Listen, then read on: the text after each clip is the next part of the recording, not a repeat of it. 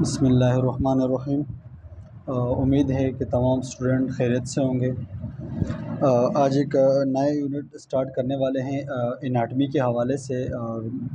I think ये हमारा last unit है, जिसके बाद फाइनल टर्म की तमाम पीपीटीज़ जो है वो कंप्लीट हो जाएंगी। ये लिम्फेटिक सिस्टम इतना मुश्किल नहीं है, बस थोड़ा सा कंसंट्रेट करने की ज़रूरत है और इंशाल्लाह उम्मीद है कि एक्सप्लेन करूँगा कि आप लोग को ईज़ी समझ आ जाएगा।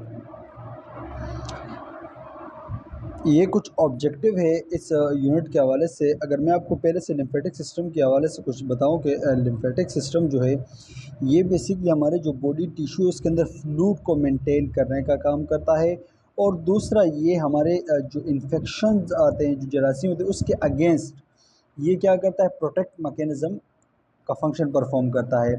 और ये लिम्फेटिक सिस्टम जो है ये बेसिकली हमारी इम्यून सिस्टम का एक पार्ट है। ठीक है, ये कुछ ऑब्जेक्टिव है इसमें।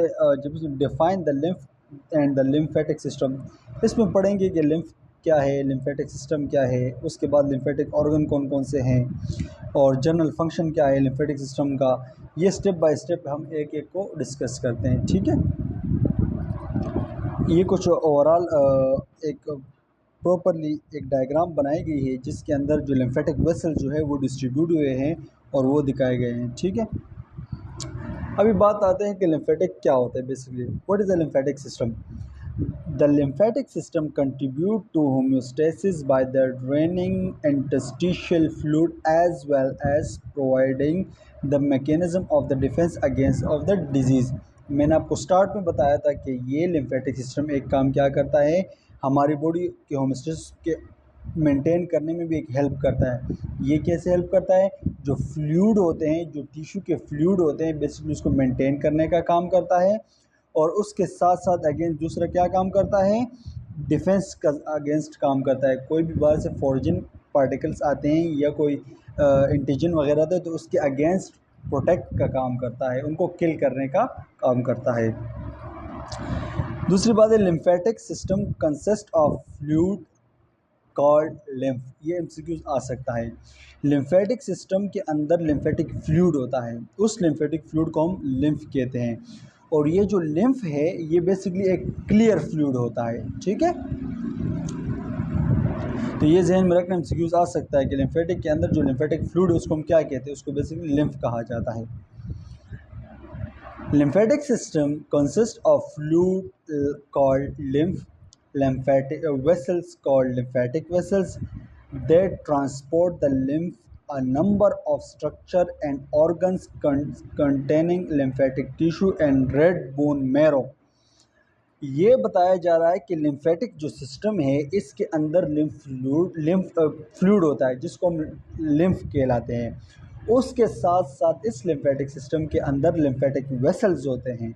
ठीक है, और इनका काम क्या है, लिम्फेटिक वेसल्स का काम क्या है, इसके अंदर लिम्फेटिक फ्लूइड जो है वो ट्रांसफ़र होता है number of lymphatic structure organ की तरफ, ये फ्लूइड ट्रांसफ़र होता है, और उसके साथ साथ रेड बोन मैरो की तरफ ये भी लिम्फेटिक जो लिम्फ फ्लूइड है ये भी ट्रांसपोर्ट होता है।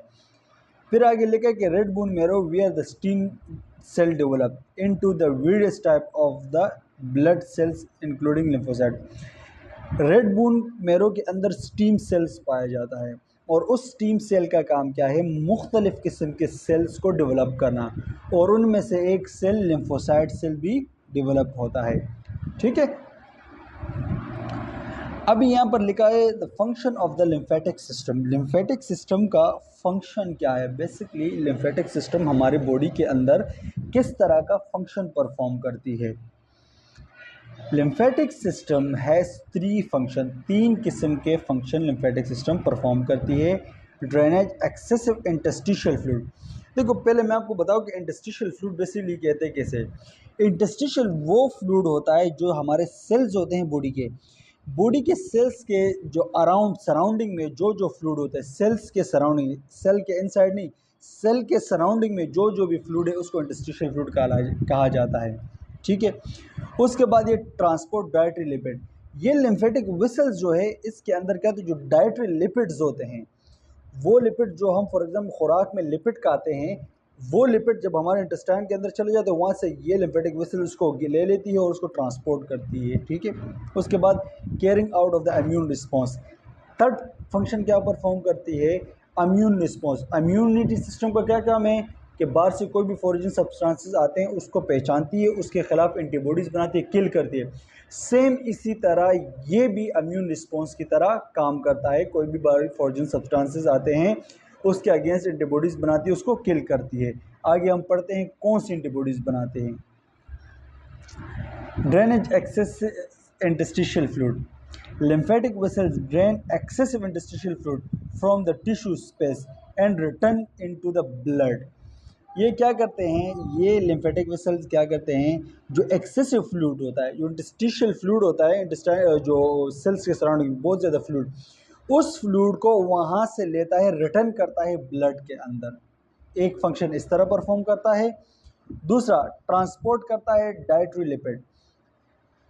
अभी डाइटरी लिपिड कौन कौन से होते हैं, will lymphatic vessels transport and lipid soluble vitamins.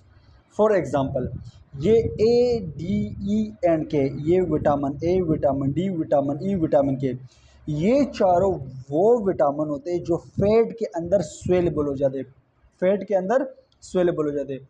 कुछ वाटर सोल्युबल विटामिन होते हैं, कुछ फैट सोल्युबल विटामिन होते हैं। तो ये वो विटामिन है जो फैट के अंदर सोल्युबल होते हैं। तो ये लिम्फेटिक वेसल्स इन चारों विटामिन्स को ट्रांसपोर्ट करता है, absorb gestation tract into the blood. कैसे करता है, फॉर एग्जांपल, जब हम कोई खुराक वगैरह खाते हैं उसके अंदर कोई विटामिन ए हो, vitamin D, vitamin E, vitamin के, इस तरह कोई भी हो, तो इंटेस्टाइन के थ्रू गैस्ट्रोइंटेस्टिशियल ट्रैक्ट जो है इंटेस्टाइन, उसके थ्रू इसको एब्जॉर्ब किया जाता है और फिर वहाँ से ट्रांसपोर्ट हो जाता है और ब्लड के अंदर चला जाता है। Carrying out immune response. अभी इम्यून रिस्पॉन्स कैसे करता है, ठीक है। Will lymphatic tissue initiate highly specific response directed against a particular microbes and abnormal cells। ये जो लिम्फेटिक टिश्यू जो है ये इनिशिएट स्टार्ट करती है हाईली स्पेसिफिक रिस्पॉन्स, एक बड़ा रिस्पॉन्स स्टार्ट करती है किसके अगेंस्ट, पार्टिकुलर माइक्रोब्स, पार्टिकुलर जरासीम के खिलाफ या एबनॉर्मल सेल्स, या बॉडी के अंदर कोई एबनॉर्मल सेल्स डेवलप ना स्टार्ट हो जाए, या कोई बाहर से कोई माइक्रोब्स आ जाए, तो उसके खिलाफ जो हाईली स्पेसिफिक रिस्पॉन्स करती है इम्यून सिस्टम के बाद, तो फिर ये लिम्फेटिक सिस्टम करती है, ठीक है। और ये लिम्फेटिक सिस्टम जो है ये बेसिकली हमारे इम्यून सिस्टम का ही पार्ट है। फिर यहाँ पर दो किस्म के सेल्स होते हैं, T cells and B cell. We aid by the macrophages and recognize foreign cells and microbes and toxin and cancer cells and response in them to the basic way। ये टी और B cell जो होते हैं ये क्या करते हैं, अपने एक्ट, अपना फंक्शन परफॉर्म करते हैं अगेंस्ट फॉरेन सब्सटेंसेस के। माइक्रोफेजेस, जो माइक्रोफेजेस होते हैं वो क्या करते हैं, वो रिकॉग्नाइज करते, पहचानते हैं किस चीज़ को, माइक्रोब्स को या किसी टॉक्सिन सब्सटेंसेस को या कैंसर सेल्स को, इन चीज़ों को पहचानते हैं। और फिर टी और बी सेल क्या कहते हैं, अपना अप्रोप्रिएट रिस्पॉन्स करते हैं, उनको किल करने की कोशिश करते हैं। अभी टी किस तरह उसको किल करता है और बी सेल किस तरह किल करते हैं, आगे बढ़ते हैं। Carry out of the immune response, वे in cell mediate immune response T cell destroy by the causing rupture and the release of the cytotoxic substances. अब ये जो टी सेल है ये बेसिकली क्या करते हैं, जो भी फॉरेन सब्सटेंसेस आते हैं तो उसको रप्चर करता है, या ये टी सेल ऐसे साइटोटॉक्सिक सब्सटेंसेस रिलीज करता है जिसके थ्रू वो जरासीम किल होते हैं, ठीक है, या माइक्रोब्स किल हो जाते हैं। उसके बाद हम पढ़ते हैं बी सेल। बी सेल की अगर मैं आपको बता दूं तो ये इन antibiotic mediate immune response B cell differentiate into the plasma cell that is protect as against of the disease by the producing antibodies protein that is combined with and cause the destruction of the specific origin substances। ये B cell जो है basically किस तरह immune response करते हैं, ये basically antibodies produce करते हैं, प्रोटीन लाइक एंटीबॉडीज़ होते हैं। वो एंटीबॉडीज़ क्या करती है, जो फॉरेन सब्सटेंसेस आते हैं स्पेसिफिक फॉरेन सब्सटेंसेस को डिस्ट्रक्शन करती है, किल कर देती है, ठीक है। अभी क्या यहाँ पर लिखा हुआ है, हाउ लिम्फ इज फॉर्म। जो लिम्फ है वो बेसिकली किस तरीके से फॉर्म होता है, किस तरीके से बेसिकली तैयार होता है। How lymph is form, We live is formed when interstitial fluid come into the contact with blood. जब ये interstitial fluid blood के contact में आता है तब जाके lymph fluid जो होता है वो तैयार होता है। ठीक है, तो lymphatic fluid जो है बेसिकली इस तरीके से तैयार होता है। जो फ्लूइड सेल्स के सराउंडिंग इंटरस्टिशियल फ्लूइड है, जब ये ब्लड के कांटेक्ट में आता है देन जाके लिम्फेटिक जो फ्लूइड है वो लिम्फ फ्लूइड है वो तैयार होता है। Initially it is a watery liquid with some consistency as a interstitial fluid. ये जो लिम्फेटिक या लिम्फ फ्लूइड है बेसिकली ये वाटर वो बिल्कुल लिक्विड फॉर्म में, simple liquid form, water form में ये फ्लूइड होता है। More fluid filter out of capillaries then return into them by the reabsorption। और ये फ्लूइड जो है बेसिकली कैपिलरीज जो होती है लिम्फेटिक कैपिलरीज उसके अंदर ये फिल्टर होता है, देन फिर रीअब्जॉर्प्शन के थ्रू वापस रिटर्न आ जाता है। About 3 litre per day drain into the lymphatic vessels and become a lymph. तकरीबन 3 लीटर जो फ्लूइड है वो ड्रेन होता है और वो जब दोबारा ब्लड के कांटेक्ट में आता है तो तकरीबन 3 लीटर फ्लूइड जो होता है वो तैयार होता है। अब lymphatic vessel and lymphatic circulation की बात करते हैं कि लिम्फेटिक वेसल्स क्या है, लिम्फेटिक सर्कुलेशन क्या है। Vessel being as a lymphatic capillaries, जो लिम्फेटिक वेसल्स होते हैं वो बेसिकली लिम्फेटिक कैपिलरीज से स्टार्ट होते हैं।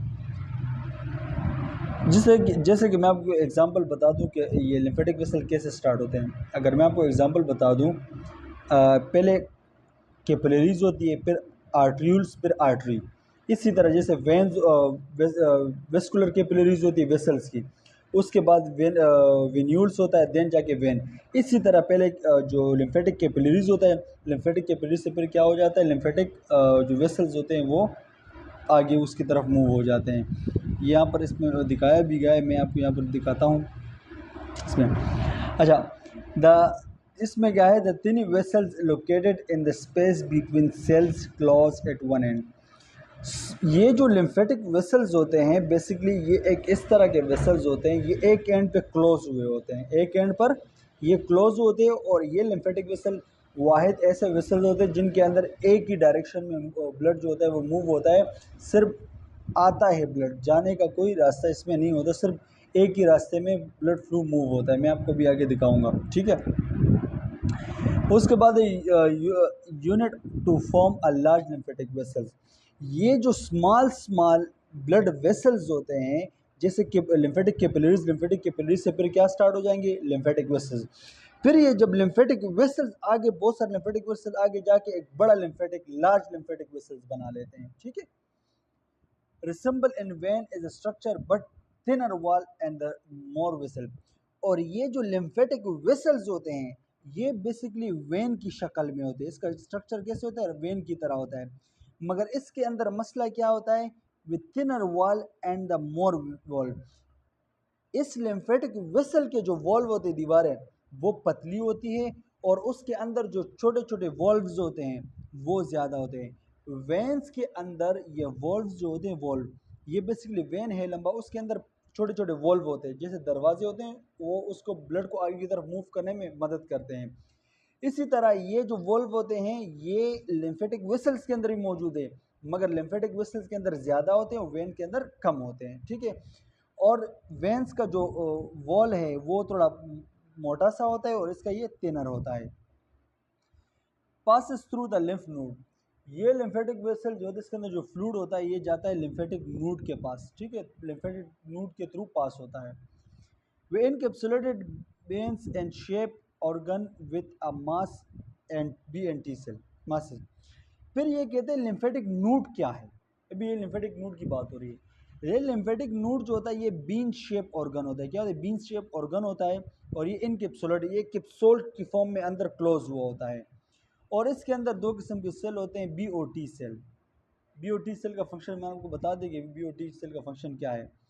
वे tissue that lack of lymphatic capillaries avascular, वो टिश्यू जिसके अंदर लिम्फेटिक कैपिलरीज नहीं होते, वो टिश्यू जिसके अंदर लिम्फेटिक कैपिलरीज नहीं होते उसको हम एवेस्कुलर टिश्यू, एवेस्कुलर कहलाए जाते हैं, ठीक है। वो सच एज, जैसे कि एवेस्कुलर कौन कौन से, जैसे कि cartilage, epidermis, cornea, central nervous system, spleen, red bone marrow. तो यहाँ पर लिम्फेटिक कैपिलरीज नहीं है, इसको हम एवेस्कुलर कहलाए जाते हैं। ठीक है, इस तरह टिश्यू को। अभी लिम्फेटिक कैपिलरीज की बात हो रही है, ये लिम्फेटिक कैपिलरीज पर नेक्स्ट हम लिम्फेटिक कैपिलरीज से स्टार्ट करेंगे। हाफ यूनिट हमने यहाँ पर कंप्लीट कर दिया और हाफ यूनिट को हम नेक्स्ट लेक्चर में रिकॉर्ड करेंगे इंशाल्लाह।